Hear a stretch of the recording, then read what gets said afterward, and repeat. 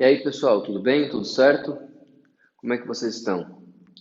Na aula de hoje, então, nós vamos dar sequência ao nosso estudo de eletrostática, falando sobre processos de eletrização, certo? Então, basicamente, o que eu faço quando eu quero doar elétrons para um corpo ou tirar elétrons desse corpo, certo? Ou seja, torná-lo eletrizado.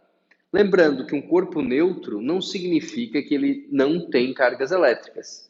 E sim, ele tem cargas positivas e negativas na mesma quantidade.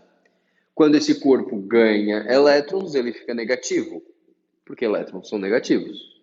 Quando esse corpo perde elétrons, ele fica positivo, certo? Perdeu carga negativa, então ele fica carregado positivamente. A primeira coisa que nós precisamos conhecer é a conservação da carga elétrica, que diz que carga elétrica não pode ser criada ou destruída. Portanto, em um sistema isolado, o valor dela vai se conservar. Imaginem que eu tenho, por exemplo, então, um sistema com duas cargas, a carga A e a carga B.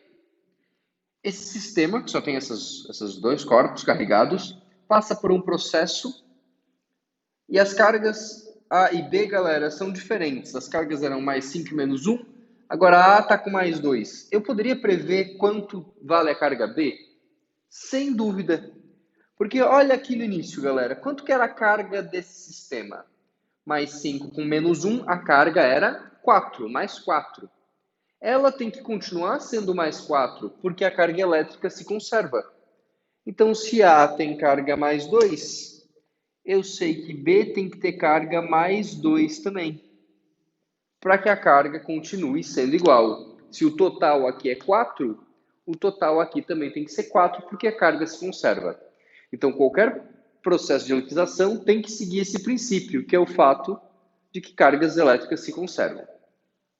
O nosso foco vai ser justamente esse aqui, ó. Qual foi o processo que fez A e B trocarem elétrons entre si? E basicamente existem três formas de eletrizar um corpo. A primeira e mais fácil delas é a eletrização por contato. Na eletrização por contato, a gente vai estudar o seguinte caso bem específico: corpos condutores e idênticos. Então, para que aconteça a eletrização por contato, os corpos devem ser condutores, certo? E nesse caso que nós vamos falar agora, pessoal, que é o que costuma cair no vestibular, eles são corpos idênticos. Então, eu tenho, por exemplo, duas esferas feitas do mesmo material, com o mesmo raio. Para esse caso, elas vão ter cargas iniciais diferentes, precisam ter cargas iniciais diferentes, para no final adquirirem cargas iguais. Por exemplo, eu tenho uma esfera com carga mais 10, a outra com carga mais 20. Eu simplesmente encosto as duas, né? Eletrização por contato, são duas esferas idênticas e condutoras. Mais 10 com mais 20 dá mais 30. Como elas são idênticas, quando eu separar, vai ficar mais 15 para cada uma. Então, as cargas inicialmente são diferentes, no final ficam iguais. E se fosse mais 20 e menos 10? Mais 20 com menos 10 dá mais 10. Então, mais 5 para cada uma. E se fosse mais 2 menos 6? Bom, mais 2 menos 6 dá menos 4. Menos 2 para cada uma. Então, percebam que tu vai somar e dividir por 3. Se forem 3 corpos, divide por 2. O mais comum é cair de 2 em 2, tá? Aparece bastante contatos sucessivos. Tu tens 3 corpos, A, B e C. Tu coloca A em contato com B e depois A em contato com C. Qual a carga final? Galera, soma e divide por 2, A e B em contato. Soma e divide por 2, A e C em contato. Bem tranquilo, né? Então, basicamente, as cargas finais, né? Quando a gente coloca essa linha é para indicar que é no final, as cargas finais são iguais e é só tu somar as duas cargas iniciais e dividir por 2. Então, sempre isso. No início, cargas diferentes, no final, cargas iguais. Ok? A segunda forma de eletrizar um corpo, pessoal, se chama eletrização por atrito. Aqui os corpos eles podem ser condutores ou isolantes, mas é muito importante, eles têm que ter materiais diferentes. Por quê? Porque basicamente quando eu vou eletrizar um corpo por atrito, galera, eu vou simplesmente pegar os elétrons que estão ali na superfície e fornecer energia para eles. E aí eles vão passar daquele corpo que tem mais tendência a perder os elétrons para aquele que tem mais tendência a ganhar os elétrons, certo? E essa tendência de ganhar e perder elétrons depende do material. Então, se for o mesmo material, não vai passar elétron de um lado para o outro, porque a tendência de ganhar e perder é a mesma. Eu tenho que ter um material que tem uma maior tendência a ganhar com um que tem uma maior tendência a perder. Por isso, materiais diferentes. Usualmente, na eletrização por atrito, a gente tem o seguinte caso. As cargas são inicialmente neutras e no final elas ficam iguais, né? Elas ficam com o mesmo módulo, só que sinais opostos. Olha que simples, eu tenho dois corpos e eles são neutros, eles são de materiais diferentes. Aí eu atritei. Se um ganhar carga mais 5, logicamente o outro vai ganhar carga menos 5. Porque o tanto de elétrons que um perdeu é porque o outro ganhou. Se passou 10 elétrons do A para o B, o A ficou lá com uma carga mais 10, o B com uma carga menos 10E, né? Mais 10E menos 10E. Certo? Então, no final, os corpos têm cargas inicialmente neutras e no final, as cargas são de mesmo módulo, elas têm o mesmo valor, só que são opostas. E vocês podem se perguntar, João, e como que eu sei quem vai ganhar e quem vai perder, quem vai ficar positivo e quem vai ficar negativo? Pessoal, alguém foi lá, testou uma série de materiais, viu quem ficava positivo e quem ficava negativo e organizou essa tendência dos materiais em ganhar e perder elétrons em uma tabela que a gente chama de série triboelétrica. O que é a série triboelétrica? É uma tabela com vários materiais, de modo que quanto mais para cima nessa tabela, mais tendência de ficar positivo, né? Mais tendência de perder elétron. E quanto mais para baixo nessa tabela, mais tendência de ficar negativo e, portanto, tendência de ganhar elétrons, certo? Quanto mais para cima, mais tem tendência a ganhar, quanto mais para baixo, mais tem tendência a perder. Além disso, pessoal, percebam o seguinte, quando os materiais estiverem bem distantes um do outro, essa diferença da tendência de ganhar e perder elétrons é muito grande. Então, eles adquirem muita carga. Quando eles estiverem bem pertinho, é porque essa tendência é meio parecida. Então, eles não adquirem tanta carga elétrica assim. Então, observem que aqui nessa tabela, sempre quando tiver mais longe um material do outro, adquire mais carga. Ok? Mais longe, adquire mais carga. Então, o material de baixo fica negativo, o material de cima fica positivo. Sempre que eu tiver dois materiais e atritar os dois, o de cima é o positivo, o de baixo é o negativo, na série triboelétrica. E, por fim, nós temos a eletrização por indução eletrostática, que por si só não é um processo de eletrização, é um processo de polarização, certo? Porque ela ocorre, vou botar aqui, ó, ela ocorre, tá até em letra grandona aqui, ó, ela ocorre sem contato. Como ela ocorre sem contato, ela é um processo que só polariza os corpos. Curte só.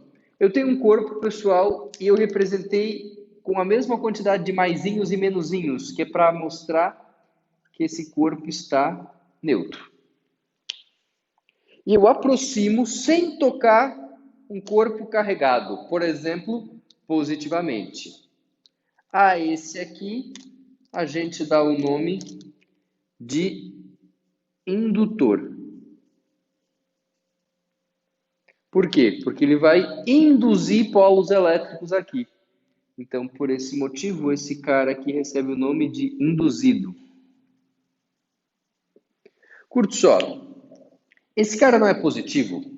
Os opostos se atraem. Então, ele vai atrair os elétrons desse corpo para perto dele.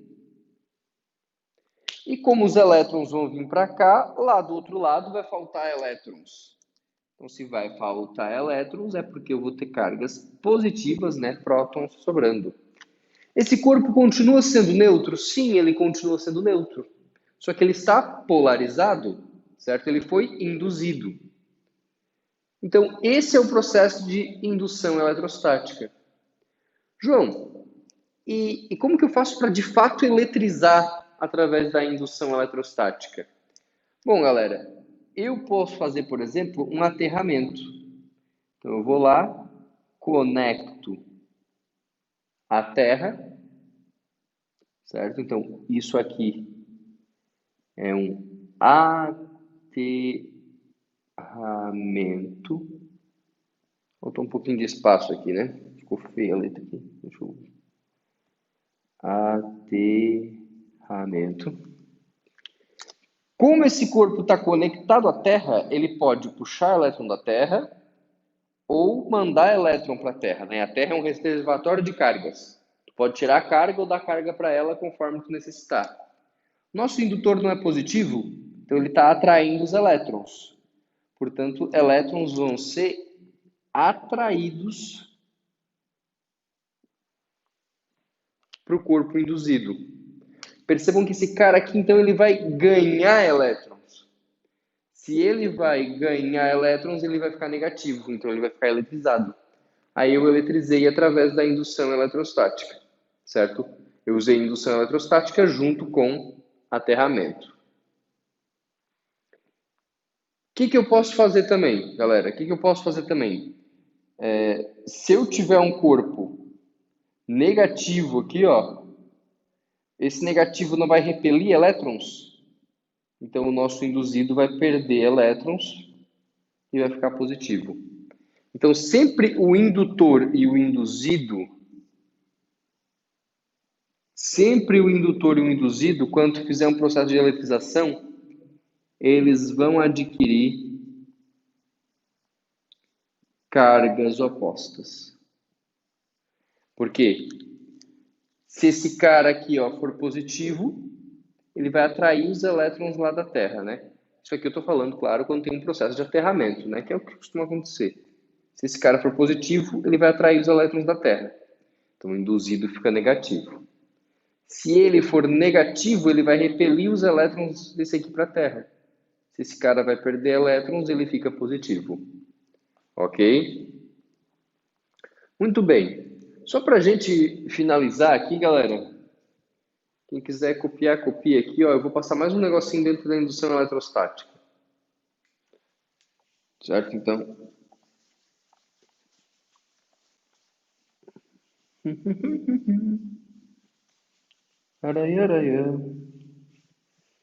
Só para a gente não ter que começar tudo, galera. Tem um negócio dentro da indução eletrostática, uma aplicação bem interessante, tá?